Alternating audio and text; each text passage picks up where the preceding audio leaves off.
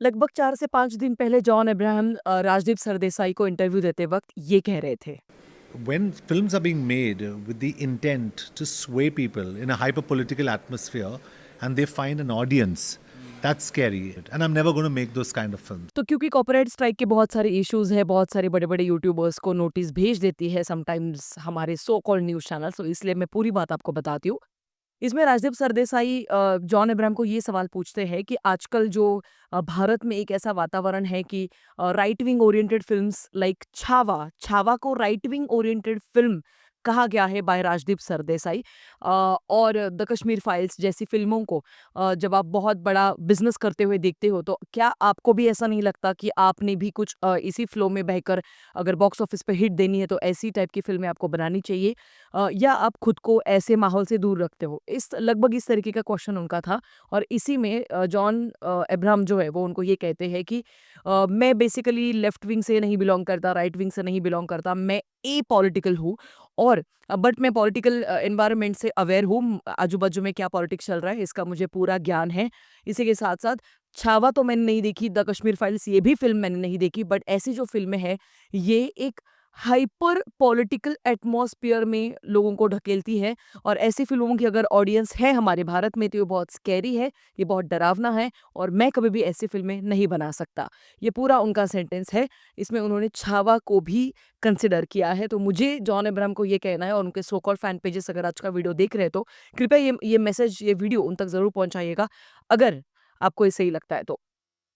छावा जो है वो बेसिकली छत्रपति संभाजी महाराज जी के बारे में है, जिस महाराष्ट्र में रहकर आप पैसा कमा रहे हो, जिस महाराष्ट्र ने आपको इतनी बड़ी शोहरत दी, फेम दिया, नाम दिया, सब कुछ दिया, तो वहीं पर इसी मिट्टी में पैदा हुए हैं छत्रपति संभाजी महाराज और अगर इनके चरित्र के बारे में आपने अगर नहीं पढ़ा है, तो आपको हक नहीं बनता है छावा इस फ़िल्म के बारे में कुछ भी बोलने के लिए। हाँ, वो फ़िल्म टेक्निकली कैसे बनी है, नहीं बनी है, एक्शन सीक्वेंसेस कैसे हैं, म्यूज़िक कैसा है, एक्टिंग परफॉर्मेंसेस कैसे हैं, ये सारी चीज़ें आप डेफ़िनिटली कह सकते हो। अगर छावा के बारे में अगर आप ये कह रहे हो कि ऐसा जो विषय है, ये जो फ़िल्में हैं, ये आपको हाइपर पॉलिटिकल एनवायरनमेंट में ढकेलती है, तो मुझे लगता है एज़ एन एक्टर के तौर पर आपको अपना स्टडी, अपना रिसर्च पहले कर लेना चाहिए था। मोरओवर आई वुड से कि अगर कोई फ़िल्म आपने देखी ही नहीं है, तो उसके बारे में कोई राय देने का हक आपको नहीं है और किसी को भी नहीं है।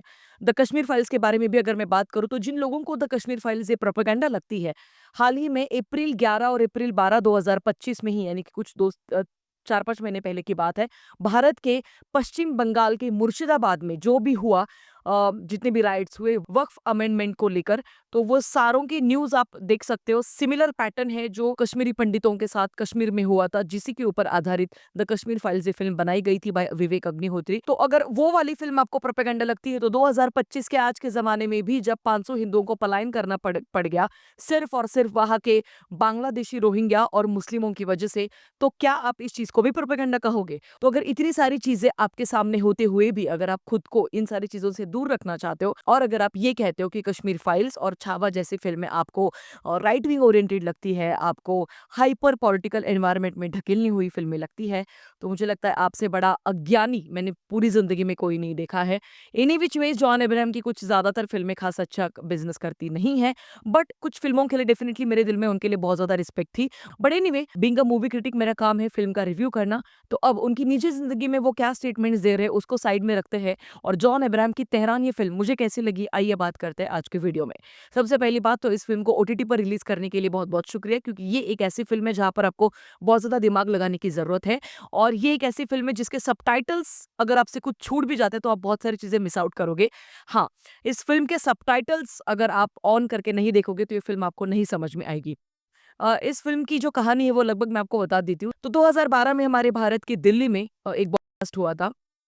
बेसिकली वो ब्लास्ट एक कार के ऊपर किया गया था ईरानियों की तरफ से। बेसिकली वो जो कार थी उसमें इज़राइल एम्बेसी जो भारत में उनका ऑफ़िस है वहाँ का एक स्टाफ मेंबर था और भी अन्य लोग थे। तो इस हादसे में एक छोटी बच्ची की जान गई थी। तो इसी के तहत भारत के हमारे रॉ ने कुछ अफ़सरों को भेजा था एक सीक्रेट मिशन के ऊपर जहाँ पर इस ब्लास्ट के पीछे किसका हाथ है और जिस किसी का भी मास्टरमाइंड का हाथ है उसको ख़त्म करने के लिए। तो ऐसे में जॉन अब्राहम चले जाते हैं इस मिशन पे और उनको ये पता चलता है कि इसके पीछे ईरानियों का हाथ है क्योंकि ईरान और इज़राइल का एक कोल्ड कोल्ड वॉर उस टाइम पे चल रहा था, तो इसी के लिए ईरान जो है वो ढूँढ-ढूँढ के इज़राइल के जितने भी नागरिक हैं उनको मार रहा था और भारत की भूमि पर ये अटैक हुआ था। उसके ठीक बाद जॉर्जिया में भी एक अटैक हुआ था, but it was a failed attempt, क्योंकि वहाँ की पुलिस ने वो अटैक होने से पहले ही बचा लिया था लोगों को। तो इसी के चलते भारत के रॉ ने जब ये मिशन पे हमारे अफ़सर को भेजा, यानी कि जॉन अब्राहम को भेजा, तो उसके बाद कुछ ऐसी सिचुएशंस आ गई कि जहाँ पर भारत को भी उनको अबैंडन करना पड़ा। तो ऐसी कौन-सी सिचुएशंस थी, और उसी टाइम पे भारत और ईरान का ऑयल का जो समझौता है, जो करार है, वो भी चल रहा था, तो उस डील को क्यों रोक दिया गया था? ये सारी चीज़ों के ऊपर रोशनी डालती है तेहरान ये फ़िल्म। तो सबसे पहले पॉज़िटिव एस्पेक्ट्स के बारे में बात करते हैं। मुझे फ़िल्म बहुत हद तक पसंद आई, क्योंकि नो नॉनसेंस ड्रामा है, कहीं पर भी कोई एक्स्ट्रा गाना, मास मसाला कुछ भी ऐसा नहीं है।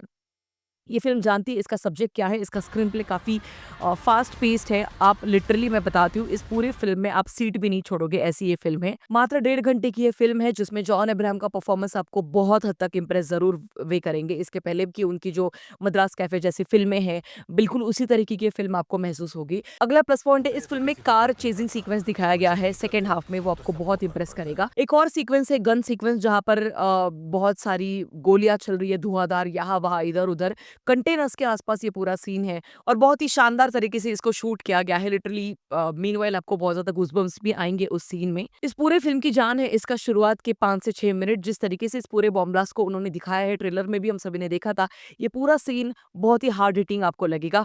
ओवरऑल ये फ़िल्म एक्चुअली बहुत ही अमेज़िंग है। एक तरफ जहाँ पर वॉर 2 जैसी so called spy film release हो चुकी है थिएटर्स में, जिसका बजट 400 करोड़ तक का था, बट उसके बावजूद वो आपको इतना इम्प्रेस नहीं कर पाती है। ये फ़िल्म एक्चुअली उससे बहुत कई गुना ज़्यादा बेटर आपको लगेगी। नेगेटिव एस्पेक्ट्स के बारे में अगर मैं बात करूँ, तो इसके जो जॉन अब्राहम को छोड़कर बाकी के जितने भी कैरेक्टर्स हैं, उनको कुछ ज़्यादा कैरेक्टर डेप्थ नहीं मिली है, जिसके चलते वे कैरेक्टर्स कुछ ज़्यादा वैल्यू ऐड नहीं करते हैं फ़िल्म में। अगला प्लस पॉइंट है, पूरी फ़िल्म की 60% तक भाषा ये ईरानी उन्होंने रखी है, और जिसके चलते कई सारी चीज़ें मिस आउट आपसे हो जाती है डिस्पाइट ऑफ हैविंग सबटाइटल्स, क्योंकि बहुत फास्ट डायलॉग डिलीवरी चल रही है।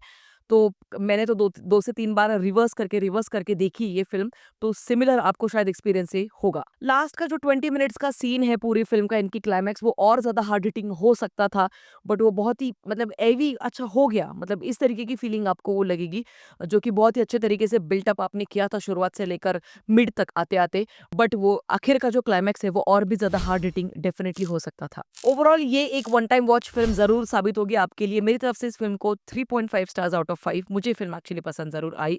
जाते-जाते जॉन अब्राहम, इनको मुझे वही कहना है कि अगर कोई फ़िल्म आपने नहीं देखी, अगर उसकी फ़िल्म के पीछे का रिसर्च आपको नहीं पता है, तो उस फ़िल्म के बारे में अपनी ओपिनियंस प्लीज़ मत रखिएगा।